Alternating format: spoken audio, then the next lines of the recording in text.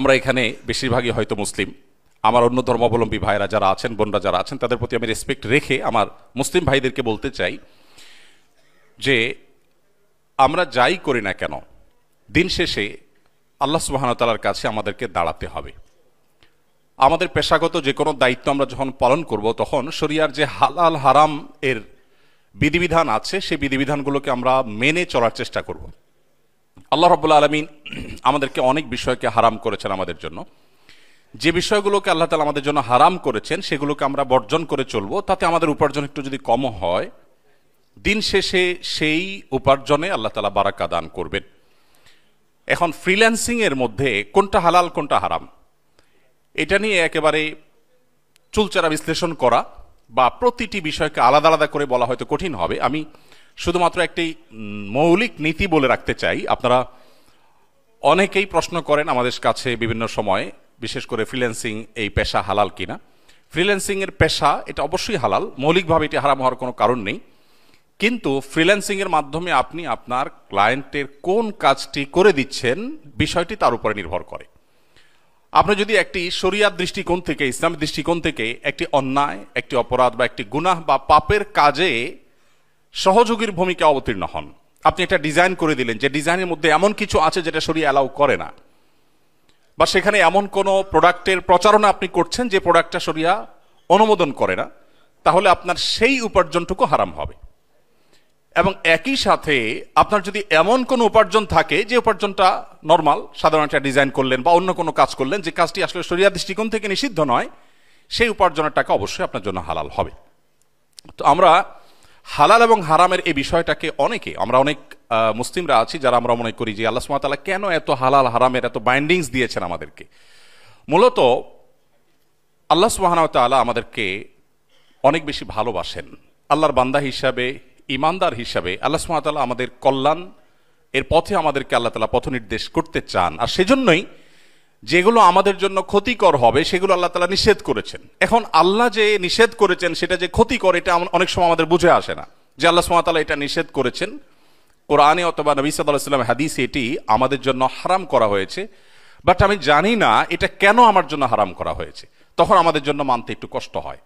বিশেষ করে আজ আমরা যে জায়গাটা দাঁড়িয়ে আছি, পৃথিবীর এই বাস্তবতায় আমরা প্রত্যেকটা কাজের পেছনে লজিক খুঁজি, তারপরে আমার যদি বুঝে আসে, ভালো লাগে, আমি তখন সেটাকে গ্রহণ করি। এই প্রবণতা, এই টেন্ডেন্সি অনেক ক্ষেত্রেই ভালো এবং প্রশংসনীয়, অবশ্যই বুঝে বুঝে কাজ করা উচিত, কিন্তু সব ক্ষেত্রে না। আল্লাহ সুবহানাহু ওয়া তাআলা যিনি আমার সৃষ্টিকর্তা, তিনি আমাকে যে বিষয়গুলো নিষেধ করেছেন সেগুলো ডেফিনেটলি আমার জন্য অকল্যাণকর। সে অকল্যাণ বুঝতে আমার হয়তো সময় লাগবে, হয়তো আমি এটিকে আবিষ্কার করতে পারবো না, আমার পরের জেনারেশন আবিষ্কার করবে, কিন্তু এটি নিশ্চিত যে আল্লাহ সুবহানাহু ওয়া তাআলা যা নিষেধ করেছেন সেটাতে আমার জন্য অকল্যাণ আছে, এতে কোনো সন্দেহ করবার কোনো সুযোগ নেই। কোরআন এবং সুন্নাহর এরকম অনেক বিষয় আছে যেগুলো 1450 বছর আগে নবী সাল্লাল্লাহু আলাইহি ওয়াসাল্লাম বলে গেছেন, কিন্তু সেগুলোর যথার্থতা, সেগুলোর যৌক্তিকতা হয়তো শত শত বছর পর আবিষ্কার হয়েছে। এখন এটি আবিষ্কারের আগে যারা অনুসরণ করেছেন তারা কিন্তু সেটা বুঝে অনুসরণ করেননি। অতএব একজন মুসলিম হিসাবে আমাদের জন্য আল্লাহ সুবহানাহু ওয়া তাআলা যেগুলোকে হালাল করেছেন সেগুলো আমরা শুধু গ্রহণ করব, হারামগুলোকে আমরা বর্জন করব। এই স্যাক্রিফাইসের বিনিময়ে আল্লাহ তাআলা আমাদেরকে আখিরাতে যেমন জান্নাত দিবেন, দুনিয়াতে আমরা পবিত্র এবং প্রশান্ত এবং সুন্দর জীবন যাপন করতে পারবো ইনশাআল্লাহ তাআলা। দ্বিতীয়ত, আপনাদের অনেকের একটি কমন কোয়েশ্চেন আছে, সেটা হলো এই যে আমরা যে সমস্ত ডিজিটাল অ্যাসেট দেখতে পাই, ডিজিটাল অ্যাসেট যেগুলো আছে এগুলোর কপিরাইটের ক্ষেত্রে আমরা অনেকে ধোঁয়াশা এবং বিভ্রান্তির মধ্যে পড়ি। বিশেষ করে যে সমস্ত সফটওয়্যারগুলো আমরা আমাদের পিসিতে, আমাদের বিভিন্ন সেটে প্রোগ্রামগুলো আমরা ইউজ করি, সেগুলোতে পাইরেসি বা পাইরেটেড যে আপনার সফটওয়্যারগুলো আছে বা প্রোগ্রামগুলো আছে সেগুলো ব্যবহার করা আসলে আমাদের জন্য জায়েজ হবে কিনা, এটা কমন একটা প্রশ্ন এবং শত শত মানুষ এটি আমাদের কাছে জানতে চান। যেহেতু আজকে আপনারা সবাই আছেন এখানে, আইটি সেক্টরের আমাদের বাংলাদেশের সকল জায়ান্টরা এখানে আছেন, অতএব আপনাদের কাছে আমি প্রশ্ন উত্তর দেওয়াটাকে সমীচীন মনে করছি। এ বিষয়ে আমার যতটুকু সুযোগ হয়েছে ঘাটাঘাটি করার, দেখার এবং কোরআন এবং হাদিসের ছাঁচে ফেলে এটাকে রিসার্চ করার, তার সামারিটা আমি আপনাদেরকে বলে দিচ্ছি। তা হলো, অনেকগুলো কোম্পানি আছে যে কোম্পানিগুলো বাংলাদেশের মতো যে দেশগুলো পৃথিবীর অন্যান্য উন্নত দেশের মতো এদেশে মানুষ সবাই ভিসা কার্ড, মাস্টার কার্ড ইত্যাদি দিয়ে অনলাইনে সফটওয়্যার কিনতে অভ্যস্ত না, সেই ফ্যাসিলিটিস বেশিরভাগ মানুষের হাতে নেই, এবং সেই সাথে তুলনামূলকভাবে অর্থনৈতিকভাবে আমরা অনেক পিছিয়ে আছি পৃথিবীর অন্যান্য দেশের তুলনায়। এই দেশগুলোতে অনেক কোম্পানি আছে, তারা তাদের আসলে প্রোগ্রামগুলোকে সেল করার এবং সেগুলোর বিক্রি পরবর্তী যে সার্ভিসগুলো আছে সেগুলো দেওয়ার ব্যাপারে তাদের তেমন কোনো ব্যবস্থাপনা নেই বললে চলে। আমি এই মাসআলাটির উত্তর জানার প্রয়োজনে কয়েকটি কোম্পানিকে নক করেছিলাম, আমার সহকর্মীদেরকে দিয়ে আমি জানার চেষ্টা করেছিলাম যে তাদের এই প্রোগ্রামটা আমি বাংলাদেশ থেকে কিনতে চাই, এটার সার্ভিস পেতে চাই, ফ্যাসিলিটিস কি আছে, এবং একই সাথে পাইরেটেড যে সফটওয়্যারগুলো বাজারে পাওয়া যাচ্ছে সেগুলোর ব্যাপারে তাদের কোনো বিধিনিষেধ, তাদের কোনো আপত্তির জায়গা আছে কিনা। তো কয়েকটি ক্ষেত্রে আমরা নক করে দেখেছি যে তাদের আসলে সেখানে দেখলাম তেমন কোনো আগ্রহই নাই। বাংলাদেশি ক্লায়েন্ট হিসাবে আমাদের কাছে বিক্রি করতে হবে না, পাইরেটেডটা ব্যবহার করা যাবে না, এটা নিয়ে তাদের তেমন কোনো মাথা ব্যথা নেই। তো এটা দেখার পর আমার কাছে যেটি মনে হয়েছে সেটি হলো, যে সমস্ত কোম্পানি আসলে এই জাতীয় অর্থাৎ এভাবে তারা তাদের প্রোগ্রামগুলোকে বিশেষ কোনোভাবে তারা বিক্রির জন্য তৈরি করে না, বাংলাদেশে অন্তত বিক্রি করার অপশন নাই, অথবা আফটার সার্ভিস তাদের বিক্রির পরে যে সার্ভিস সে সার্ভিসের তেমন কোনো অপশন নাই, তাদের মৌন সমর্থন আছে যে বাংলাদেশের মতো দেশ, এখানে এরকম অ্যাক্সেসও নেই এবং তুলনামূলকভাবে অন্য দেশের তুলনায় আমরা একটু অর্থনৈতিকভাবে পিছিয়ে পড়া দেশ, এগুলোর প্রতি তাদের মৌন সমর্থন থাকে যে এগুলো করুক, কোনো অসুবিধা নেই।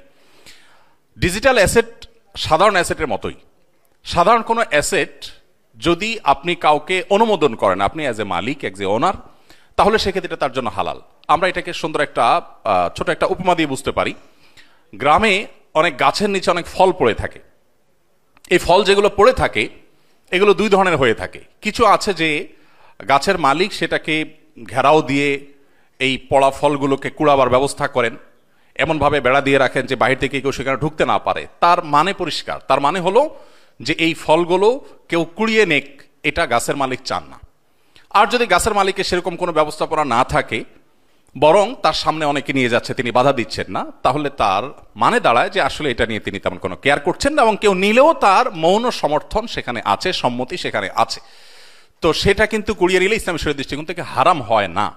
ঠিক একইভাবে যে সমস্ত পাইরেটেড সফটওয়্যারগুলো এই টাইপের, সেগুলোকে ব্যবহার করা শরীয়ত দৃষ্টিকোণ থেকে হারাম হবে না।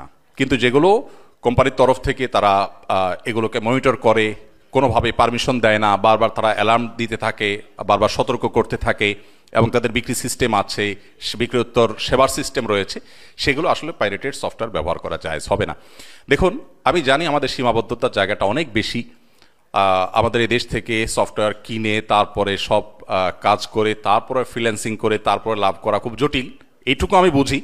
কিন্তু শরিয়াত দৃষ্টিকোণ বলে দেওয়া আমার দায়িত্ব। এখন সেটিকে প্রতিপালন কিভাবে করব না করব সেটি আমাদেরকে ঠিক করতে হবে। কিন্তু একজন মুসলিম হিসাবে অবশ্যই আমাদের জবাবদিহির জায়গাটা আল্লাহ সুবহানাহু ওয়া তাআলার কাছে পরিষ্কার থাকতে হবে। আপনি যদি আল্লাহর কাছে দাঁড়াবার ভয় না থাকতো তাহলে যা খুশি করতে পারতেন, কিন্তু আল্লাহর কাছে দাঁড়াতে হবে এবং জীবনের প্রতিটি পয়সার হিসেব দিতে হবে। অন্যায়ভাবে, অপরাধমূলকভাবে, কারোর অনুমতি ছাড়া কারোর কোনো অ্যাসেট আপনি যদি ব্যবহার করেন, গ্রহণ করেন, তাহলে শরীয়ত দৃষ্টিকোণ থেকে সেটি হারাম হবে এবং আপনার এই উপার্জন হালাল হবে না। কিয়ামতের দিন আল্লাহর কাছে জবাবদিহি করতে হবে এবং পৃথিবীতেই এর জন্য আপনাকে প্রায়শ্চিত্ত করতে হতে পারে। সেই জায়গা থেকে আমরা সতর্ক থাকবো ইনশাআল্লাহ তাআলা। একটি বিশেষ অনুরোধ আপনাদের প্রতি আমি রাখতে চাই, তা হলো আপনারা আলহামদুলিল্লাহ প্রত্যেকে, আমি বিশ্বাস করি যে আপনাদের স্ব জায়গায় আপনারা অত্যন্ত দক্ষ মানুষ। আপনাদের আশেপাশে যারা আছে, অধীনস্থ থাকতে পারে, পরিচিত অপরিচিত মানুষ থাকতে পারে, স্কোপ আছে যাদেরকে হাত ধরে টেনে তোলার, কাজ শেখাবার, আপনারা মুক্ত মনে তাদেরকে কাজ শেখাবেন। এবং এক্ষেত্রে আমাদের যে হেজিটেশনটা থাকে যে আমি আরেকজনকে কাজ শিখিয়ে দিলে আমার নিজের ভাতে কোনো ঘাটতি হয় কিনা, আমার রিজিকে টান পড়ে কিনা, মূলত একজন মুসলিম হিসেবে আমরা সবাই বিশ্বাস করি আল্লাহ সুবহানাহু ওয়া তাআলা আমাদের জন্য যে রিজিক বরাদ্দ করে রেখেছেন সেটা আমি ভোগ করেই দুনিয়া থেকে যাব, এটা কেউ নিতে পারবে না।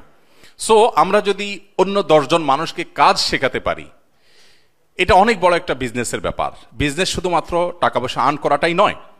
আমি যদি 5 জন 10 জনকে বা অন্য মানুষকে শেখাতে পারি, তাহলে অন্য যে মানুষগুলো আপনার মাধ্যমে আপনার সাহায্যে কাজ শিখে উপার্জন করছে, সে তার জীবনে যত টাকা উপার্জন করবে তার সমস্ত টাকা সে উপার্জন করে নিজের যে দারিদ্র্য দূর করছে, পরিবারের মুখে হাসি ফুটাচ্ছে, তার ফ্যামিলির ভালো জীবনযাপনের ব্যবস্থা করছে, কেমন যেন আপনি এই সব টাকা তাকে আপনি দান করলেন, সে সব আপনি পেতে পারেন।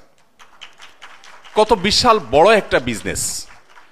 আপনারা কেউ কেউ হয়তো জেনে থাকবেন, আমাদের আসুন্নাহ ফাউন্ডেশন থেকে আমরা সাময়িক যে সেবামূলক কার্যক্রমগুলো আছে, বন্যা, বিশেষ কোনো দুর্যোগ, এগুলোর পাশাপাশি একটা মৌলিক কাজ আমরা করার চেষ্টা করি। সেটা দেশের যুবক যুবতীদেরকে আলাদা আলাদা করে বিভিন্ন শ্রেণী পেশার মানুষকে প্রশিক্ষণ দেওয়ার উদ্যোগ নিয়েছি, এবং এই প্রশিক্ষণের মাধ্যমে আমরা তরুণদেরকে বিভিন্ন ভাগে ভাগ করেছি। যারা একেবারেই স্বল্প শিক্ষা পেয়েছেন, অনেক বেশি একাডেমিক শিক্ষা অর্জন করতে পারেননি, সুযোগ পাননি, তাদের জন্য আমরা ড্রাইভিং ট্রেনিং স্কুল করেছি। অনেকের জন্য আমরা সে প্রশিক্ষণের ব্যবস্থা করেছি। অনেকের জন্য আমরা নির্মাণ শ্রমিক এর ট্রেনিংয়ের ব্যবস্থা করেছি। এগুলো আন্তর্জাতিক মানের ট্রেনিং। এই ট্রেনিংগুলো নেওয়ার পর তাদেরকে আমরা দেশের বাইরে বিভিন্ন দেশে পাঠানোর ব্যবস্থা করছি। দেশেও তাদের অনেক ডিমান্ড রয়েছে। সেই সাথে যারা কমপক্ষে এসএসসি এইচএসসি করেছেন তাদের জন্য আমরা কম্পিউটার বেসড অনেকগুলো ট্রেনিংয়ের ব্যবস্থা করেছি। তোমার থেকে একটা ট্রেনিং হলো আমাদের, এটাকে বলে হলো স্মল বিজনেস ম্যানেজমেন্ট কোর্স। এখানে আমরা অ্যাকাউন্টিং, বিজনেস ম্যানেজমেন্ট এবং এই বেসিক বিষয়গুলো তাকে শেখাই, এবং কম্পিউটারের সমস্ত বেসিক প্রোগ্রামগুলো শেখাই দিই, যাতে করে সে যে কোনো প্রতিষ্ঠানে গিয়ে একটা ডেস্কে দক্ষতার সাথে কাজ করতে পারে। সম্পূর্ণ আবাসিক এই ট্রেনিংয়ে বলতে পারেন শতভাগ স্কলারশিপে। আমরা এখানে নামমাত্র টাকা পয়সা নিয়ে থাকি শুধুমাত্র তার সিরিয়াসনেসের জন্য, আর বাকি সব টাকা ফাউন্ডেশন থেকে আমরা খরচ করি। এবং এখানে আমাদের প্রায় 350 কম্পিউটার বিশিষ্ট ল্যাব আছে। সেখানে আমরা যারা গ্রাজুয়েশন করেছেন তাদের অনেককে আমরা ওয়েব ডেভেলপমেন্ট কোর্সের অফার করি। একটা লম্বা সময় তারা অনলাইনে আমাদের এই কোর্সটা করেন, এরপরে তাদেরকে আমরা ফিজিক্যাল ট্রেনিংয়ের জন্য অফার করি। তারা সেই ট্রেনিং করার পর আপনারা জেনে হয়তো অবাক হবেন, প্রায় শতভাগ মানুষকেই আমরা চাকরি দিয়ে থাকি। দেশে অনেক প্রতিষ্ঠান আছে, যে প্রতিষ্ঠানগুলো প্রশিক্ষণ দেয়। আমরা আসুন্নাহ থেকে আমাদের তরুণ বন্ধুদের, আমাদের বোনদের, মায়েদেরকে আমরা ট্রেনিং দেওয়ার পর তাদেরকে নিজের পায়ে নিজে দাঁড়াবার জন্য তাদের শেষ সময় পর্যন্ত আমরা তাদের সাথে থাকি। যারা ছেলেরা আছে তাদেরকে আমরা চাকরি দিয়ে দিচ্ছি। এখনও আমাদের প্রশিক্ষণার্থীরা তারা বিভিন্ন প্রতিষ্ঠানে কাজ করছেন, কর্পোরেট হাউসে আছেন। এবং আনন্দের কথা হলো, বিভিন্ন বড় বড় কর্পোরেট হাউস, বিভিন্ন বড় বড় ব্যবসা প্রতিষ্ঠান আমাদের কাছে রীতিমতো আর্গুমেন্ট করে রাখে যে আপনাদের এখান থেকে ট্রেনিং প্রাপ্ত 2-4-5টি ছেলে বা ইয়াংকে আমাদের প্রতিষ্ঠানে দিবেন। কারণ আমরা সাধারণত 3 মাসের এই আবাসিক ট্রেনিংয়ে তারা যেন সততার সাথে তাদের কাজগুলো করে, আল্লাহকে ভয় করে চলে, এই নীতি নৈতিকতাগুলো তাদের মধ্যে আমরা দেওয়ার চেষ্টা করি। একাধারে তাদেরকে আমরা দক্ষ এবং বিশ্বস্ত করবার চেষ্টা করি। আমরা ড্রাইভিং ট্রেনিংয়ের মাধ্যমে যাদেরকে তৈরি করছি তাদেরকে আমরা এমনভাবে তৈরি করি যেন তারা তেল চুরি না করে, তারা মিথ্যার আশ্রয় না নেয়, আল্লাহকে ভয় করে চলে। তাহলে দক্ষ এবং সৎ দুইটা যেন একযোগে তারা হতে পারে, সেই চেষ্টাটা আমরা করি। আমাদের বোনদের জন্য যে ট্রেনিংটা আমরা করি সেটা হলো স্মার্ট টেইলার এবং ফ্যাশন ডিজাইনের কোর্স। সেটা আলহামদুলিল্লাহ আজকে আমাদের 4র্থ ব্যাচের আপনার বিদায় অনুষ্ঠান হয়েছে। তাদের প্রত্যেককে আজকে আনুষ্ঠানিকভাবে আমরা একটি করে সেলাই মেশিন এবং প্রায় 50টি আইটেমের কাপড় থেকে নিয়ে, কেচি থেকে নিয়ে যা যা লাগে তার কাজ করতে, তার সবগুলো দিয়ে 3-4 মাসের ট্রেনিংয়ের পর আমরা তাদেরকে এই জিনিসগুলো দিয়েছি। এগুলো যখন আজকে অনুষ্ঠানে একত্র করা হয়েছে, বিশাল বড় টেবিলে 50 আইটেম, বিশাল বড় মেশিন ভরে গেছে। তো আমি বললাম, মেয়েরা এগুলো নেবে কিভাবে? তো আমার টিমের সদস্যরা, যেটা আমার জানাও ছিল না, তারা বললেন যে ভাই এগুলো অলরেডি তাদের বাড়িতে আমরা পৌঁছে দিয়েছি। 4 মাস ট্রেনিং দেওয়ার পর তারা যাতে বাড়িতে চোখ বন্ধ করে কাজ করতে পারে। কাজ করার পর আমি আমাদের মেয়েদেরকে বলেছি, আপনাদের ট্রেনিং করার পর আপনারা যে পোশাকগুলো তৈরি করবেন, ব্লক বাটিক আইটেমগুলো তৈরি করবেন, এগুলো আপনাদের কাছ থেকে কে কিনবে? মার্কেটিং করা খুব কঠিন কাজ। আমি আপনাদের এই জিনিসগুলোকে আমার পরিচিতি দিয়ে আমি সেল করে দিব ইনশাআল্লাহ, এবং সেজন্য আমাকে আপনাদের কোনো কমিশন দিতে হবে না, আপনারা আপনাদের জিনিসটা নিয়ে যাবেন। আমি দুঃখিত, একটু লম্বা করে ফেলেছি। আমার নিজের বা আমাদের ফাউন্ডেশনের এই গল্পটা আপনাদেরকে শোনাচ্ছি এই জন্য যে আমি চাই আপনারা যারা আইটি সেক্টরে ভালো ভালো জায়গায় চলে গেছেন, আপনারা হাত ধরে যারা অনগ্রসর আছে তাদেরকে টেনে তুলুন, তাদেরকে কাজ শিখিয়ে দিন, এবং বিশ্বাস করবেন, মনে রাখবেন, আপনি কাউকে কাজ শেখালে আপনার রিজিকে চুল পরিমাণ কোনো ঘাটতি হবে না। এটা শয়তান আমাদেরকে বুঝায় যে আমি আরেকজনকে কাজ শেখালে বা আমার একজন কর্মী আছে সে এগিয়ে গেলে বোধহয় আমার রিজিক বন্ধ হয়ে যাবে বা কমে যাবে, এটা একেবারে ভুল বিশ্বাস। আমরা সেবামূলক প্রতিষ্ঠান হিসাবে আমরা যখন কাজ করি, আমাদের কাছে অন্য কোনো প্রতিষ্ঠানে কেউ আসলে আমরা সব সময় চেষ্টা করি আমাদের সবটুকুন দিয়ে আমাদের অভিজ্ঞতার নির্যাসটা তাকে দিয়ে দিতে। যে কাজটা আমি 2 বছর ধরে কষ্ট করে শিখেছি, কেন আমার আরেক ভাই তিনি সেবামূলক কাজ করছেন, কেন তিনি 2 বছর সময় ব্যয় করবেন, আমি তাকে 2 মিনিটের ভিতরে কেন দেব না?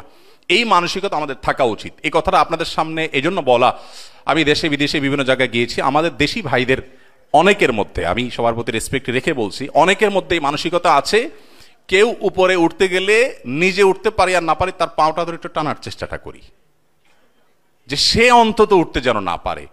এই হিংসাত্মক মানসিকতা যাদের মধ্যে থাকে, আপনি যদি আশেপাশে একটু তাকান, আপনি দেখবেন এরা জীবনে কখনো অগ্রসর হতে পারে না। তো আমি আপনাদের প্রতি উদাত্ত আহ্বান রাখতে চাই, আপনি একটা মানুষকে দান করলে কয় টাকা দান করবেন? 20,000, 50,000, 1 লাখ? আমাদের যে ট্রেনিংগুলো হয়, এই ট্রেনিংগুলোতে সাধারণত 50 থেকে 60,000 টাকা সর্বোচ্চ খরচ হয় 3 মাস 4 মাসে, তার থাকা খাওয়া তার অন্যান্য সব খরচ। 50 বা 60,000 টাকা ট্রেনিংয়ের পর যখন চাকরি পায় একজন তরুণ, তো কমপক্ষে 15 থেকে 20,000 টাকা স্টার্টিং হয়। 3 মাস চাকরি করলে তার টাকাটা উঠে যাচ্ছে। এরপরে তার বাকি জীবন যে সে চাকরি করবে, হাজার হাজার লক্ষ লক্ষ টাকা সে উপার্জন করবে। আমার পুঁজি কিন্তু 50,000 টাকা। আপনি একজন গরিবকে 50,000 টাকা দিয়ে দিলে সে তো ধুমসে বাজার করে কয়েকদিনের মধ্যে খেয়ে শেষ করে ফেলবে। কিন্তু আপনি যদি তাকে প্রশিক্ষণ দিয়ে দেন, কাজ শিখিয়ে দেন, তাহলে ব্যাপারটা হবে ওই দোস্তের মতো, যেই দোস্ত সবসময় মাছ খাওয়ায় কিন্তু মাছ ধরে করতে গিয়ে সেটা দেখায় না। যদি মাছ ধরার জায়গাটা আপনি শিখাই দেন, তাহলে মাছ খাওয়াইয়া কত সওয়াব পাবেন, তার চেয়ে বেশি সওয়াব পাবেন। আমরা একজন মুসলিম হিসাবে আল্লাহর কাছে আমরা চাই যে কিয়ামতের দিন আমি যখন যাব, আল্লাহর কাছে আমার যে পরিমাণ রিওয়ার্ড থাকবে, সওয়াব থাকবে, এটা দেখে আমি সারপ্রাইজড হয়ে বলবো, আল্লাহ এত আমল তো আমি করি নাই, এত দান তো আমি করি নাই, কোটি কোটি টাকা দানের সওয়াব কোত্থেকে আসলো, আমি তো করি নাই। আল্লাহ সুবহানাহু ওয়া তাআলার ফেরেশতারা যখন যেন তখন ব্যাখ্যা করে দিতে হয় যে তুমি অমুককে কাজ শিখিয়ে দিয়েছো, সে কোটি কোটি টাকা কামিয়েছে, সে বড় প্রতিষ্ঠানের মালিক হয়েছে, উদ্যোক্তা হয়েছে, এর সবটুকুর সব আল্লাহ তাআলা তোমাকে দিয়েছেন, বিকজ তুমি সেই পথে তাকে নিয়ে গেছো। আপনারা অনেকে সেই কাজটি করেছেন। তো আমি উদাত্ত আহ্বান রাখতে চাই যে এই ব্যাপারে আপনারা কার্পণ্য করবেন না। আমরা যদি সবাই সবার প্রতি সহযোগী হই, আল্লাহর প্রতি বিশ্বাস রাখি যে আমার রিজিকে কোনো ঘাটতি হবে না, ইনশাআল্লাহ আমাদের প্রিয় স্বদেশ এগিয়ে যাবে, আমরা অর্থনৈতিকভাবে সমৃদ্ধিতে পৌঁছে যাব। আমরা যখন অর্থনৈতিকভাবে দুর্বল, তখন বাহিরের বিভিন্ন শক্তি তারা তাদের বিভিন্ন এজেন্ডা আমাদের মধ্যে পুশ করার চেষ্টা করে, এটা ওপেন সিক্রেট, আমরা সবাই জানি। কিন্তু অর্থনৈতিকভাবে আমাদের প্রিয় স্বদেশ যদি স্বাবলম্বী হয়, আমরা যদি মেরুদণ্ড সোজা করে দাঁড়াতে পারি, আমরা যদি অর্থনৈতিকভাবে পৃথিবীর অন্য দেশগুলোর উপরে এতটা নির্ভর না হতে হয় যখন যতটা বর্তমানে আছি, তাহলে প্রকৃত স্বাধীনতার স্বাদ আমরা উপলব্ধি করতে পারবো, স্বাদ আমরা আস্বাদন করতে পারবো। যতদিন পর্যন্ত আমরা আমাদের অর্থনৈতিক মুক্তি নিশ্চিত করতে না পারবো, ততদিন পর্যন্ত আমরা কখনো স্বাধীনতার প্রকৃত স্বাদ পাবো না। কারণ তখন লোন দেওয়ার নাম করে আমাদেরকে নানান ইস্যুস দেওয়া হবে, নানান এজেন্ডা দেওয়া হবে। এই জন্য পুরো দেশকে এগিয়ে নিতে হলে আমাদের সবাইকে ব্রড হতে হবে, অন্যদের হাত ধরে টানা মানসিকতা থাকতে হবে। আমি আশা করবো এই কাজটি আপনারা খুব সুন্দরভাবে করবেন। আসুন্নাহ ফাউন্ডেশন থেকে আমরা নগদ অর্থ সহায়তা সাধারণত কাউকে করি না। আমাদের কাছে কোনো গরিব আসলে আমরা অফার করি, আপনি ট্রেনিং নেন, আপনাকে আমি কাজ শিখায় চাকরি দিয়ে দিই, আপনাকে কাজ শিখে আমি ব্যবসা ধরাই দেই, আমি আপনাকে নগদ 2, 5, 10 হাজার টাকা দিব, আপনি খরচ করে ফেলবেন। এটা তো আপনার জন্য কোনো ভালো কিছু হলো না। তো আমি আশা করবো এই কাজটি আপনারা যত সুন্দরভাবে করতে পারেন, অন্য অনেক পেশার মানুষরা এত ভালোভাবে করতে পারেন না। বিনা পুঁজিতে শুধুমাত্র কাজ দেখিয়ে, ক্লায়েন্টের সাথে লিঙ্ক করাই দিয়ে, একটু হেল্প করে একজন মানুষকে অনেক দূর আপনি এগিয়ে যেতে সাহায্য করতে পারেন। আমাদের সাব্বির, যার কথা বলছিলাম, ফাউন্ডেশন সেক্রেটারি জেনারেল, সে ফ্রিল্যান্সিং করে যত দূর চলে গেছে, সে যাদের কাছ থেকে কাজ শিখেছে তাদের অনেকে অনেকটা তার অধীনে কাজ করার মতো একটা পর্যায়ে। আপনারা জানেন যে আমি যাকে কাজ শেখাবো সে কতদূর যাবে আমি নিজেও জানি না। হতে পারে সে আমাকে পেছনে ফেলে অনেক বড় উদ্যোক্তা হয়ে যাবে, হতে পারে তার অধীনে শত শত লোক কাজ করবে, একসময় অনেক বড় প্রতিষ্ঠান সে গড়ে তুলবে। তো কেন আমি এই অপরচুনিটি থেকে বঞ্চিত থাকবো যে আমি বিশাল বড় বৃক্ষরোপণকারী হয়ে যাব? আমার গাছটাই যে বড় হবে এত গ্যারান্টি নাই। সো এই মানসিকতা আমাদের মধ্যে যদি থাকে, তাহলে ইনশাআল্লাহ দিন শেষে আমরা নিজেরাই বেনিফিটেড হবো, আমাদের তৃপ্তি হবে, আমাদের চক্ষু শীতল হবে। আমরা যখন দেখবো যে আমাদের সেখানে একজন স্টুডেন্ট, আমার দেখানো একজন মানুষ, তিনি অনেক দূর চলে গেছে। আমি আপনাদেরকে একটু বেশি নসিহত করে ফেলছি কিনা আমাকে মাফ করবেন। আপনাদের ভাই হিসাবে এই কথাগুলো আমার মনে হলো যে আপনাদের কাছে শেয়ার করা দরকার। আরেকটি বিষয় আমি আপনাদের দৃষ্টি আকর্ষণ করতে চাই, তা হলো আপনারা অনলাইনে আপনাদের বিচরণ যেহেতু হয়, আমার আগের বক্তা আপনাদেরকে ফিজিক্যাল এক্সারসাইজের কথা সম্ভবত বলছিলেন যে আপনার সারাদিন কম্পিউটারে বুঁদ হয়ে বসে থাকতে হয়। আমি নিজেও অফিসে বসে থাকতে হয় লম্বা সময়ের জন্য, আমি কিন্তু নিয়মিত এক্সারসাইজ করার চেষ্টা করি এবং শীতের সময় আমার ছেলেদের সাথে বাসায় ব্যাডমিন্টন খেলা, এটা আমার নিয়মিত আমল। আমি অন্য কোনো কাজ দিনে ফ্যামিলির সাথে করতে পারি আর না পারি, খাবার একসাথে খেতে পারি আর না পারি, খেলাধুলাটা বাচ্চাদের সাথে একসাথে খেলার চেষ্টা করি। তো আপনার সাথে করছেন, করবেন ইনশাআল্লাহ। সেই সাথে অনলাইনে বিচারের সুবাদে অনেক চোখ দ্বারাকৃত গুনাহ অপরাধ যেগুলো আমাদের একজন মুসলিম হিসাবে দেখা উচিত নয়, সেগুলো থেকে আমরা বেঁচে থাকার জন্য আপ্রাণ চেষ্টা করবো ইনশাআল্লাহ। নিজেদের আল্লাহ সুবহানাহু ওয়া তাআলার কাছে জবাবদিহিতার জায়গাটাকে আমরা যদি ক্লিয়ার রাখতে পারি, তাহলে ইনশাআল্লাহ তাআলা দেখা যাবে দিন শেষে যে আমাদের এই উপার্জনের মধ্যে আল্লাহ তাআলা বারাকা দান করেছেন। আপনারা এগিয়ে যান, আমরা সে প্রত্যাশা করি। আপনারা এগিয়ে গেলে বাংলাদেশ এগিয়ে যাবে, আপনারা এগিয়ে গেলে আমরা এগিয়ে যাব ইনশাআল্লাহ। আপনাদের অর্থনীতি, বাংলাদেশের জাতীয় অর্থনীতিতে আপনাদের যে অবদান, আপনারা যে রেমিটেন্স আনছেন সেটি অনস্বীকার্য, এদেশের সকল মানুষ সেটা জানেন। সেজন্য আপনাদের প্রতি আমার রেসপেক্ট এবং শ্রদ্ধা রইল।